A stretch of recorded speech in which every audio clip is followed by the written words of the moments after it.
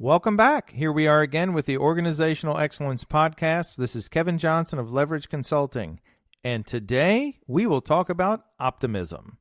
You will likely see in your own dealings, your own interactions, people who are optimistic tend to be doing more, achieving more, happier people.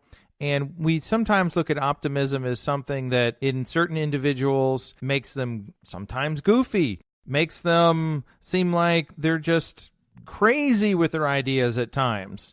We also have folks out there who are, I'm a little hesitant to even use the word pessimistic, but they may be more pessimistic in their view of things, or they may, instead of using the word pessimistic, they may use, I'm a realist. Some of that can also be an art, where some can find the obstacles that need to be overcome or the things that we need to plan for before we even start on our journey. It's an art. It's a beautiful thing. And when we start looking at perfect, even like a married couple or business partners, sometimes having that yin and yang is a beautiful marriage where people can offset one another and they can play off of one another. The one thing that I do tend to see within individuals and teams is that we tend to be a pessimist or a realist at times more so than we are an optimist. I'll give you an example. So if we set a goal, and with this goal, it doesn't even matter what the goal is. The goal might be to hire a new individual. The goal might be to grow the business. The goal might be to acquire new referral sources. It might be to expand the facility. Doesn't matter what the goal is. We set the goal, and some are going to immediately hone in on why that's not going to work. Some of those reasons are things such as Dr. So-and-so won't go for that. Another reason might be we've talked about this before, and Jennifer said that's not going to work. We've tried this before, and we just keep coming up with all the excuses as if that's the end of the conversation. Quite honestly, that should be the beginning of the conversation for most of these types of scenarios. So rather than that realist outlook or view on things or the problem solver, and that quite honestly should be the change in the language, as opposed to looking at it as being a pessimist or a realist, is I'm working to be a problem solver. And for some, we may need to articulate that to the people that we're talking to so we're not viewed as being a pessimist. In being a problem solver, we might look at this new goal or objective and say, I see 3 potential problems with this. And the next stage of that conversation should be, and here's how we can overcome it. Or being honest with everyone else and saying, I see these as potential problems. I just don't know how to get past these things, which still puts you in a position of looking like, I want to get ahead. I want to achieve this with everyone else.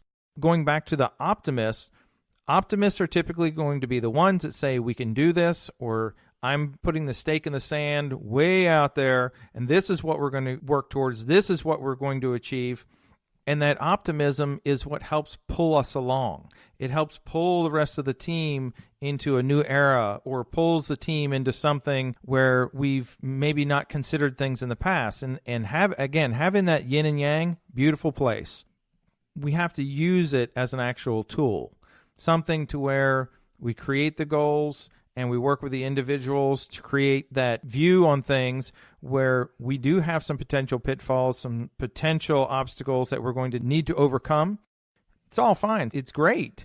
But if we find ourselves, and this is the real key point in all of this, is if we find ourselves, one, looking at this as more of a pessimist than a problem solver, and the real distinction with all of that is just whether we're pointing things out to say it's not going to work versus we're pointing it out as a potential obstacle, and now let's talk about the solution. That's the distinction. The second piece of it is if you're to count up 10 times, 10 individual conversations about an objective we want to achieve, are we going to be more heavily weighted on the optimistic side of things, or are we going to be more heavily weighted on the more pessimistic, realist side of things?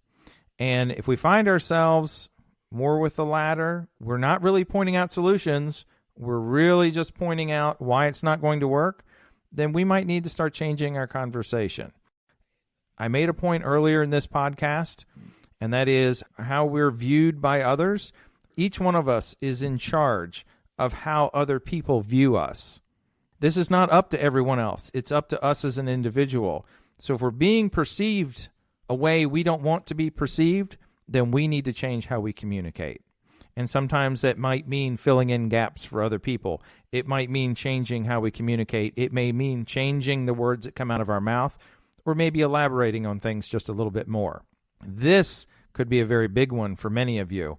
This could be a big one for your team. So you may need to listen to this one more than once, and this might be one that would be great to play for your team or play for some other individuals that you know, because optimism is going to win every day. That's your Organizational Excellence Podcast. Until next time.